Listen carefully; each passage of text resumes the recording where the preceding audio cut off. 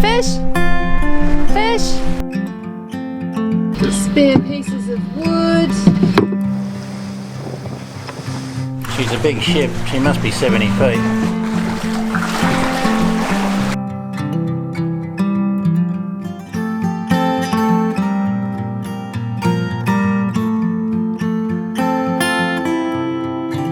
Departing the brooks for Beaver Reef, we reminded ourselves that taking the time to explore the anchorages we stop at is key to filling our joy bank.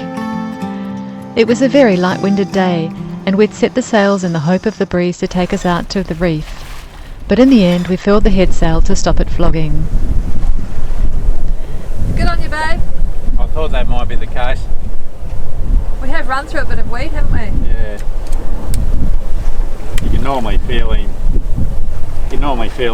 the line pulsing. It lets you sort of know that the lure's swimming really good. We typically put out 30 to 50 metres of line when trawling and check it now and then to see if we've picked up weed or a fish. Off you go, little lure. Catch a fishy, fishy. There's a lot of birds at work in the water. I've seen quite a few fish schooling, but nothing much coming our way just yet. It will though, won't it? Well, it will. Just a waiting game. Fish! Fish! Let's go over there.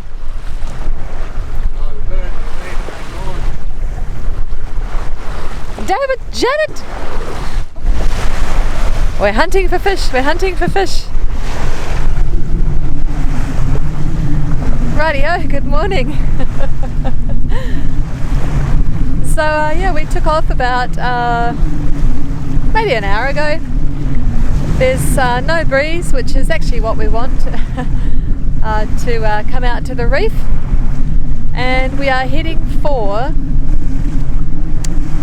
Beaver Reef. Beaver Reef.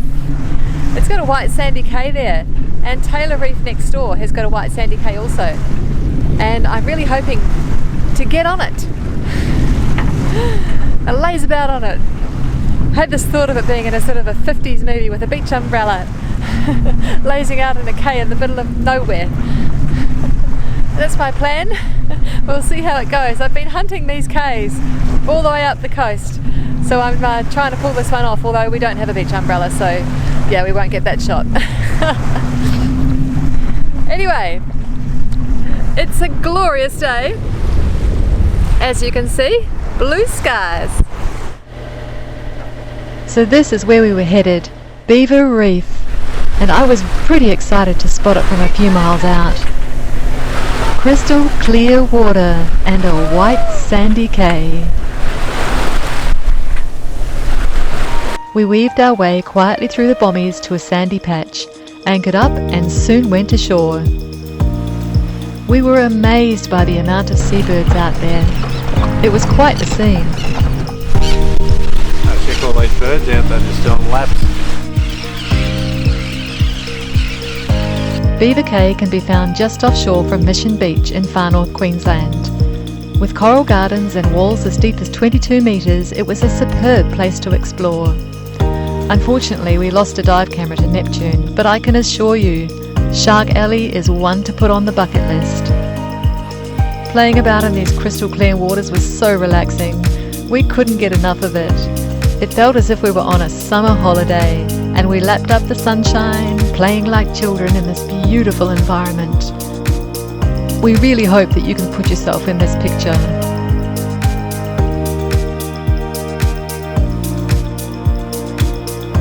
After a couple of days of adventure and discovery, we set sail one afternoon for our next stop off the Brook Islands. The breeze was going to be fairly light, so we decided to dust off the spinnaker and give it a run.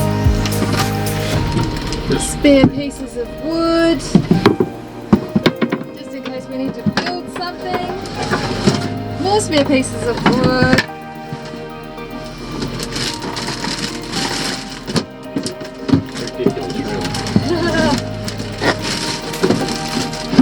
The things you can hide.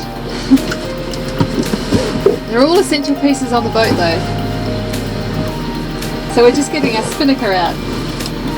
Going to have a spinnaker run this afternoon.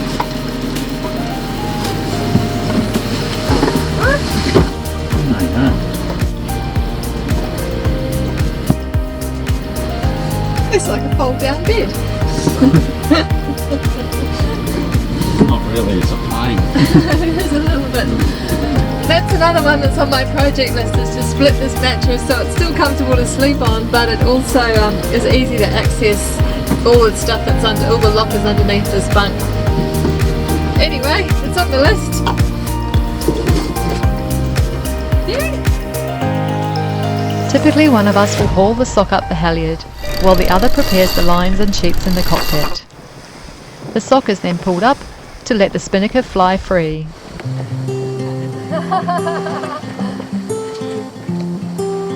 Woo, woo, woo. High five. That's actually pretty good as it is.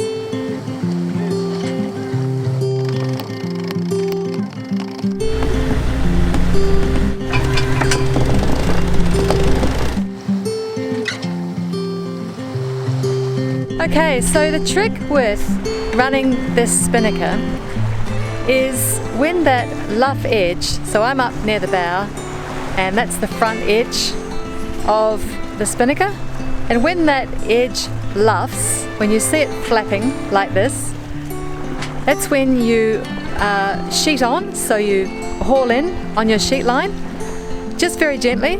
It's sort of the game of tweaking movements when you're running a spinnaker. So you haul in until that edge, it'll sort of fold, and then when it comes out nice and straight, that's when you know it's flying at its best. And then you gently watch it and you gently ease the sheet line out just until it's luffing, just a tiny bit. And that's when you'll get a really nice run, on a downward run with your spinnaker. So it's one to watch. I'll just see if I can show you. Hopefully Darren's running the sheet line for me.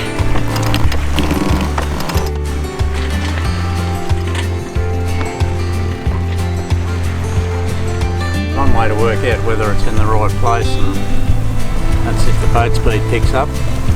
If it picks up, it's going the right way.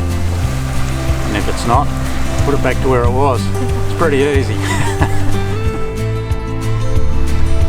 With the day flowing nicely, it was time to do some exercise and enjoy the late afternoon sail. I always find it very hard to leave those amazing places. I wanted to stay out there I could just live out there on one of those coral cays. Just the sand was so fine and like silica. It was just so, it was like being on a beach in the middle of the ocean. Oh, well, it is a beach in it is a beach in the middle of the ocean. It's just so special. It's just so rare that you come by these occurrences, you know. And we've had a few though on the Queensland coast. It is pretty cool, isn't it, babe? Oh yeah, the little gems are alright. So yeah, that was just heaven. It was just heaven. And I vote for staying longer. But we can't. McDazzle wants some coconuts, so we're going to Coconut Island to gather some coconuts. Yeah, bloke can't be without his coconuts. Yeah, bloke can't be without his coconuts. That's true, my honey. Yeah. So yes, if you can get yourself out to a coral cay or a sand cay, highly recommend it. We just felt like we were in our own magical little heaven. Yeah, it's certainly a place where you can let the blood pressure come down a bit. Yeah, magic. Pretty good. Wasn't it? Mind you, I have to say, when we jumped off the boat for that swim a bit later on, the tide was coming back in again, and it was fair ripping the current, wasn't it? No, it was. Because we were only in about 3 metres deep of water at that stage. And yeah, so I think just filling in so much and so quickly, that was that was quite the current. And if we weren't good swimmers, you could find yourself a long way away from your boat. It could be a bit tragic. Yeah. Luckily we have the tender hanging off the back, and yeah, good one to throw a knotted line out the back, just to make sure that you've got something to grab onto in such a scenario as that. Mm. Yeah. Wasn't it beautiful though? Oh, terrific. So now we're having an awesome downward sail to Brook Island. Brook Island. Brook Island, thanks my honey. Yeah. And yeah, we'll probably get in there a bit late, and tomorrow do a little bit of a coconut Bit of a gather. sojourn. Rightio, my love. There you go. On with our chill out sail. Yeah, it is pretty good. It's pretty lovely. 8 knots of breeze. We're making 5.5 knots. How good's that?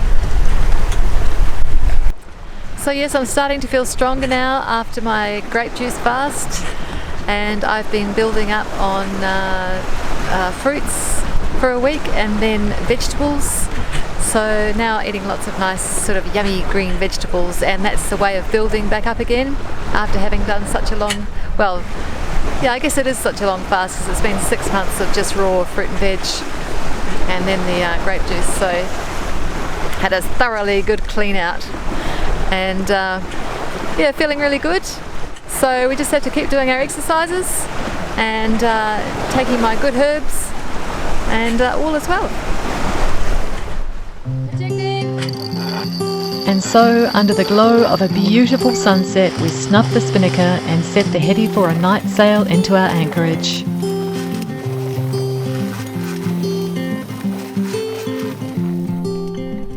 Well, good morning. We came in last night around about 7:30 in the evening and dropped anchor here at the Brooks. Lovely calm anchorage, and woken this morning. There is a bit of haze around. There must be some smoke, a fire on land somewhere causing all the smoke and the haze. But the curious thing about this morning is actually that you can't see it because it's in the sun at the moment. There's a vessel over there and it's very much parked up on the reef, and we've been looking at it through the binoculars, and we can't see an anchor chain out, which seems strange because if you had run your vessel up on a reef and then gotten rescued, you thought you might have put an anchor out, but we don't know. We can't see exactly because of the angle that the vessel is on at the moment compared to us.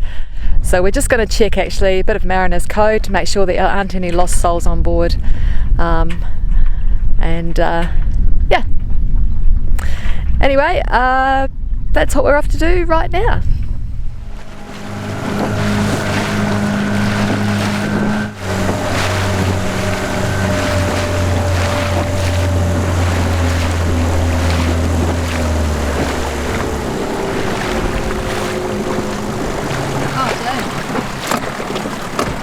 Well, that's definitely aground. She's Yeah. hard on the ground, isn't she, bud? Hard on the ground, alright. Hard on the ground. Someone's already been here, hopefully it's the owners, to take stuff off the vessel. By the look of things, there's hatches missing and anchor missing, anchor chain. That's why we couldn't see the anchor chain. Yeah, there's a lot of stuff missing off this boat, so hopefully it's the owner who's got it and not naughty people. Anyway, I'd be surprised if there's anyone on board, considering there's been other people here already. So that's a bit sad, to find a vessel stuck up on a reef. They must have been motoring quite hard to get up here because it's very shallow. Anyway, another interesting occurrence. She's a big ship. She must be 70 feet.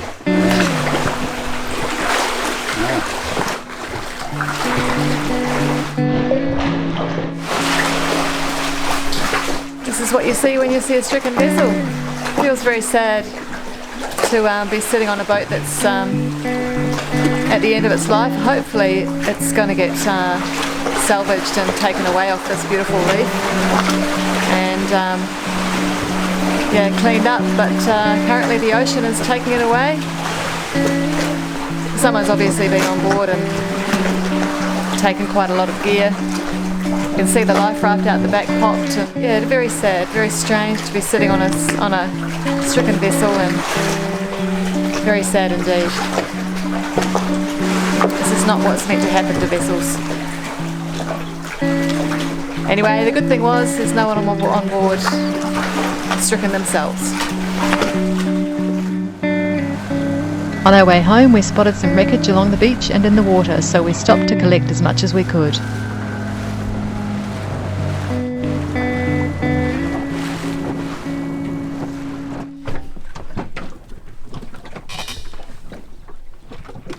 Anyway, we picked up a little bit of rubbish from the vessel over there.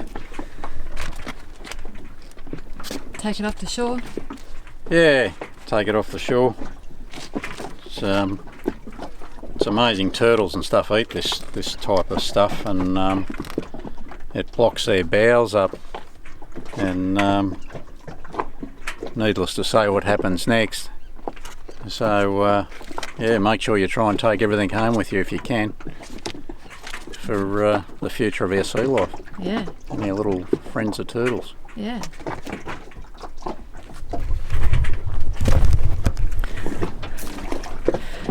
Yeah, what happens with the turtles, we just learnt this recently, is they get a syndrome called floaters syndrome, and which means they can't dive, and then they're at risk, or they get sunbaked, and then they're at risk of getting hit by other vessels and predators. So yeah, it's we do try our best to pick up flotsam and jetsam when we can and take it to shore. And yeah, I encourage you to take your rubbish and your bits and bags and balloons and whatever you've got with you or you find, and get it out of the water, because yeah, it's really detrimental to turtles and sea life, especially. Anyway, I think it's about time we might go and see if we can grab some coconuts for McDazzle. Hey! Coconut hunting! Thank you so much for watching. We hope you enjoyed the video. Only 17% of our viewers are subscribed to our channel, so please subscribe and click the notification bell at the top right of your screen to help us reach 10,000 followers. A big thank you to our newest patrons, Teresa, Royce, Taylor and Nige. It's you that makes these videos possible. Welcome to our gang of salty shipmates. To follow us in real time, check out our Instagram and Facebook pages. And remember to check our website. You'll find a bunch of useful information over there. As always, give us a thumbs up if you enjoyed this vid and drop a comment below. Much love from both of us. See you next week.